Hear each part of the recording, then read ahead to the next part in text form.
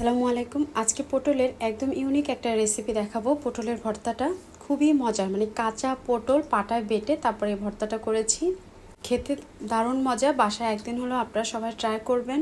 এটা হচ্ছে সর্ষে পটলের ভর্তা। তো প্রথমে আমি কিছু পটল নিয়ে নিলাম, ছুরি দিয়ে পটলের উপরে যে সবুজ অংশটা সেটা আমি এভাবে চেঁচে ফেলে দিব। তারপরে সাইডের যে শক্ত বোটা দুইটা, সেই বোটা দুইটাও আমি ফেলে দিব। এবার খুব ভালো করে ক্লিন করে নিতে হবে যাতে করে সবুজ অংশটা এখানে না থাকে। আর শিলপাটাটাও আমি ক্লিন করে নিয়েছি।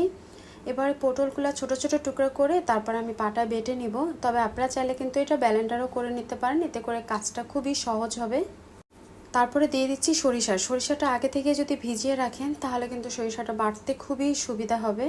তো আমি হাফ চামচ পরিমাণে সরিষা ধুয়ে ভিজিয়ে রেখেছিলাম, সেটার সাথে কয়েকটা কাঁচামরিচ দিয়ে এখন এটা বেটে নেব। তারপর বাটা হয়ে গেলে এটা উঠিয়ে একটা সাইড করে রেখে দেব। এই ভর্তাটা দিয়ে মানে ভাত খেতে এত ভালো লাগে যেটা আসলে বলার মতো না। আপনারা একবার হলেও ট্রাই করে দেখতে পারেন, আপনাদের কাছেও আশা করছি ভালোই লাগবে।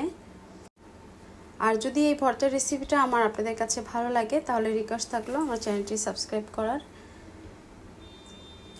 এখন চুলার ভিতরে আমি একটা কড়াই বসিয়ে দিয়েছি। প্রথমে আমি এটা সাদা তেল দিচ্ছি, তবে আপনারা চাইলে এটা সরষের তেল দিয়েও পুরো রান্নাটা করতে পারেন। 1 চিমটি পরিমাণে দিয়েছি সরিষা আর 1 চিমটি পরিমাণে দিয়েছি গোটা জিরা।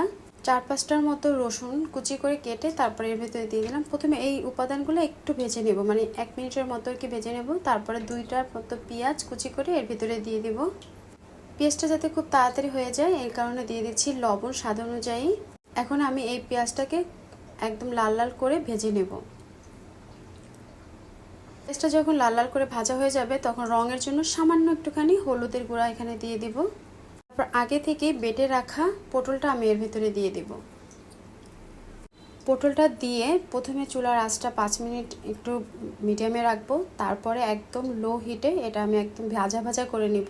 সে পর্যায়ে কিন্তু অবশ্যই ঢাকনা দিয়ে রাখতে হবে, আর এটা ঢাকনা তুলে বারবার করে একটু নেড়েচেড়ে মিশিয়ে দিতে হবে।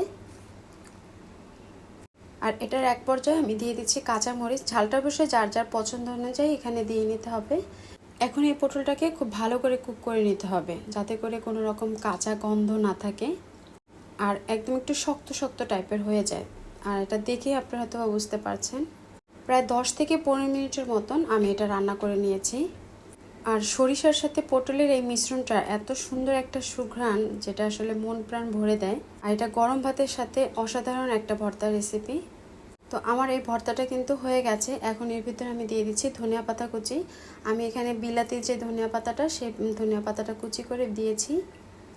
আর শুকনো মরিচ শুকনো খোলায় টেলে তারপরে গুঁড়ো করে এখানে 2টার মতো মরিচ আমি দিয়ে দিলাম।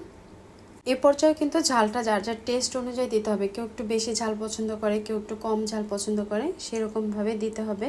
তারপরে দিয়ে দিব 2 টেবিল চামচের মতো সরিষার তেল। সরিষার তেলটা দেওয়ার পরে সব কিছু খুব ভালো করে মিক্স করে নিব। আর এবার এ পর্যায়ে একটু চেখে দেখবো যে লবণ টবণ সব কিছু ঠিক আছে কিনা। তো সব কিছু ঠিক আছে, এখন এটা আমি নামিয়ে নিব। ব্যাস তৈরি হয়ে গেল আমার সরিষা আর পটলের ভর্তা। আর মুখে রুচি ফেরাতে এরকম একটা ভর্তা আসলে একেবারে অসাধারণ। তো আজ এ পর্যন্তই, আল্লাহ হাফেজ।